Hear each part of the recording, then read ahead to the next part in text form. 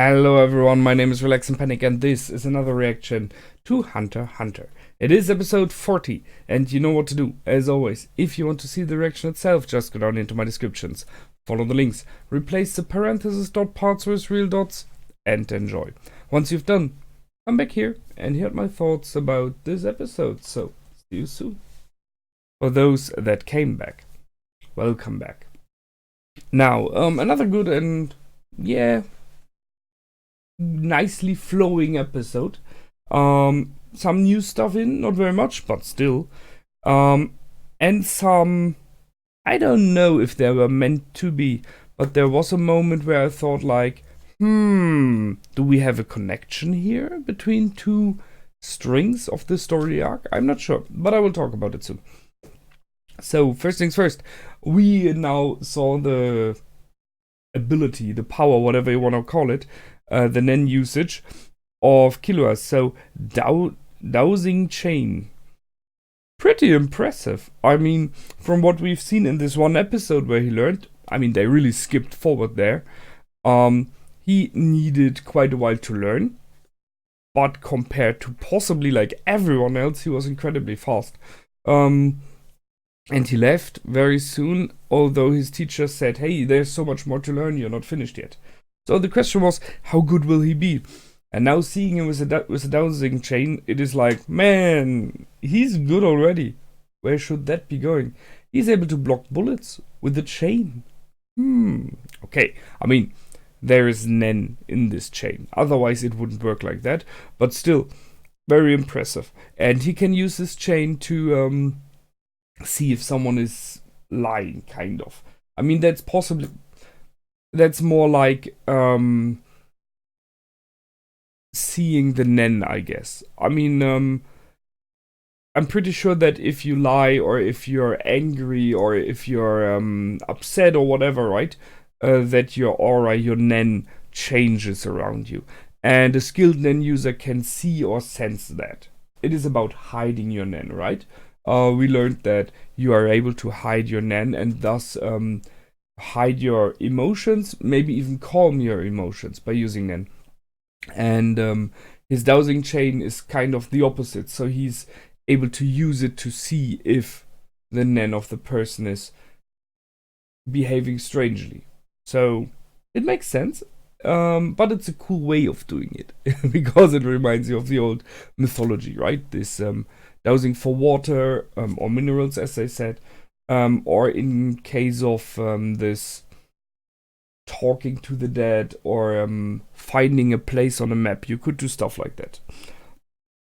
There was always the question when they did stuff like that, how much of it was real and how much of it was more like the subconsciousness of yourself. So kind of you already possibly knew the answer, or you had an itch where the answer is, or you had an itch where the water is, yeah, because you're maybe quite skilled in finding water yourself, and it's not about dowsing, but your subconsciousness is able to tell it to you because why ever you want to do it that way. There were many manipulators in this episode, which is okay. Well, it just stood out to me.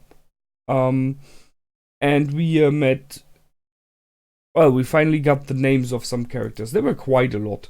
So those that are possibly important for us are Basho, the werewolf, Baze, the instant lover girl, and Melody, which is the name of the one that I named Walrus in the past due to the looks of the Walrus, who is a girl. And which is playing with the typical problem I always have: is it a boy, is it a girl? From what I've seen so far, and I mean the last episode as well, seems to be a pretty nice person. She really seems to be lovely and open and friendly towards Kurapika especially. So I think she took a liking in him, and we will see where this develops to. And we met the other guys, the opposite side, so Squalor and Shajimono Tokino, I think it was, who are working for this more harsh looking guy. And as it seems, they attacked the owner of the mansion. So the question is it really the owner of the mansion who wants the guys to work for him here? Or did some vagabonds take over the mansion and have their very own plan? Which it seems like, right? It seems a bit like. So it might be kind of a trap. Which very likely will not go well for them in the future. Just saying. So a lot of names.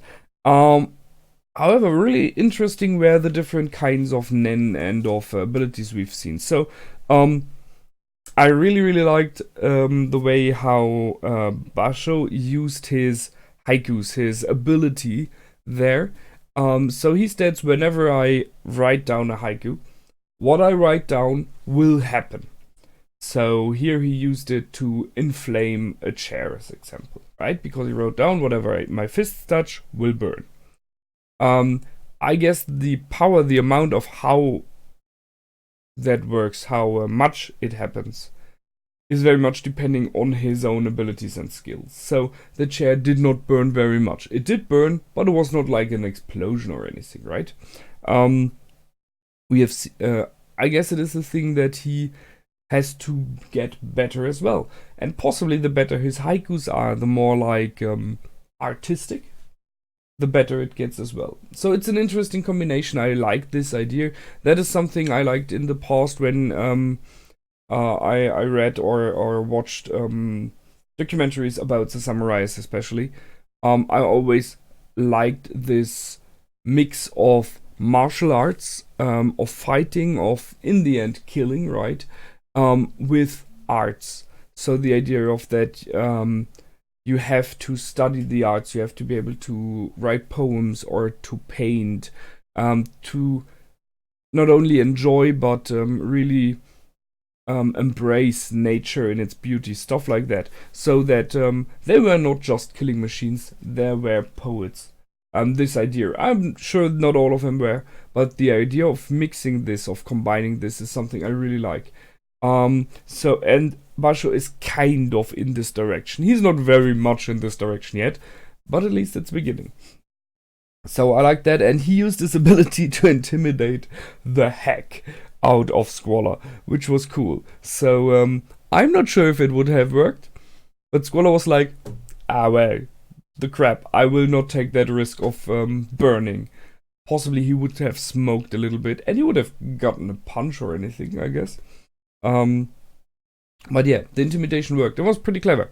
Inflame something else first, and then now you. And he asked everyone else before, so with everyone who answered truthfully, the pressure got more. That was very well done. Nicely done.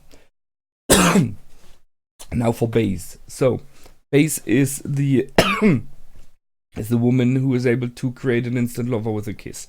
We've seen that in the last episode. I talked a bit about it. However, the main thing here is sure, it's cool to have something like that, and it's dangerous on the other side. The really intimidating and I think fearful thing are two things here. The one we have seen from the butler in the beginning of the episode, those who are her instant lovers will do everything for her. They will die for her. So the butler very likely died. It looked a lot like that. So he catched a lot of bullets. So once you're under this control, you're under it completely. At least from what we've seen so far. That is dangerous. That is, a problem. And it is connected to the second thing I find very harsh about it. You lose yourself. It's not like that you do one thing. You lose yourself, you lose your dignity, right? So, and I think that's what's so intimidating about this ability. You behave stupidly. You behave, a loving fool is known as that because loving fools very often make a clown out of themselves just to please the lover, just to get the next step done, right? So this is the culmination, the even one step further. They not only make a clown of themselves, they lose every dignity, whatever shed of self in this moment. And that is something I think many would, even after the spell wore off, after they were released or anything, they will really, really have to nag on, have problems with. You know? It's, yeah. She breaks your mental fortress, and that's something I guess no one likes.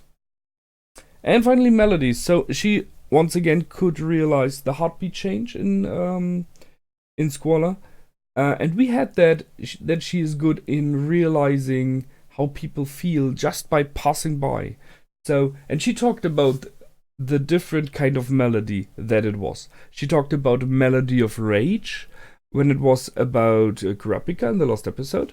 And here she talked the melody of someone who is lying and who's fearful. So that is something she's really good at. We will see more about it. And she already mentioned towards Basho, who said like, melody? Why the heck are you called melody? That he will learn soon, possibly. So we will see more about that. We have not really seen an active use of her power, and she did not explain it completely yet. Still, from what we've seen so far, she is someone you would like to have on your side, especially if you're going on a bargain, right? If you want to trade, or if you're bargaining a deal somewhere with a new employer, as example. To have someone on your side who's so empathic, who has an ability to kind of read people, very good. Always take with you. In the end of the episode, we had one more thing. We had the Nen shadows, to call it that way, that Tochino created. So, I mean, that made sense. We have seen something like that, a copy of yourself in the past. And that one was incredibly skillful, right? It was like the original. You were not really able to see who was the original and who not. By their behavior and everything, they were even acting intelligent, the one copy. However, this time we have about 10, 11 copies. They don't look like the original. They are just Nen shadows, Nen dust, whatever you want to call it, in some clothing. So in what I've seen, he had like little puppets that he enlarged with his ability and then sent on a mission. And that's the thing. He is not really actively controlling them. He gives them just one purpose, one goal. So attack the nearest user, as example, the nearest enemy.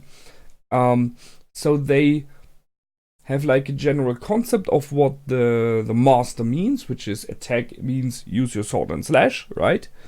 But they are not really good at it. They are just puppets. So that makes this ability on the one hand very cool, because you can create a little army for yourself. And it is very efficient against people who are not incredibly good in fighting or anything like that.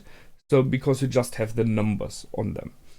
But when you are against skilled Nen users, they are more neither worthless, because they are just very easy to defeat and to trick, as we've seen, as Kurapika just jumped on the chandelier. The two puppets just stood there swinging swords because they were not able to reach, and they still had this attack nearest user order, so that's how he figured out. It is a cool ability, but he very likely has to concentrate on it a lot, and once you realized how it works, you just go for the one who controls. And he is possibly done in this moment, because having so many puppets moving, he's easy prey. And last but not least, we have a small new information. So Kurapika mentioned something about Kurta, his fellow who died in the attack from whoever. I mean, we know that it's possibly the spiders, as far that's what Kurapika said. That's why he's going for them. But he talked about him, about Kurta, and then we had the change to the eyes of this eagle, which is in the picture here, right? Or falcon, I guess it's an eagle. Sure, that might be nothing, right? It's just change of storyline. It might, however, still mean that maybe, just maybe, the big brother of Killua is somehow involved in this, which would be kind of a problem. I mean, it's still family. We will see. And they got the new information now. They got this URL for the Hunter's website. I'm not sure if that will help so much, but we will see. And that's it next time. So seeing that we changed towards Gon and Killua, it might either move from their view now, or maybe, just maybe, we will have a little bit of Leorio. It's still 2 weeks until they will meet, so I'm waiting for him to see what he was up to. And I will see you the next time. Until then, feel free to comment, like, and subscribe. My name is Relax and Panic. Goodbye and out.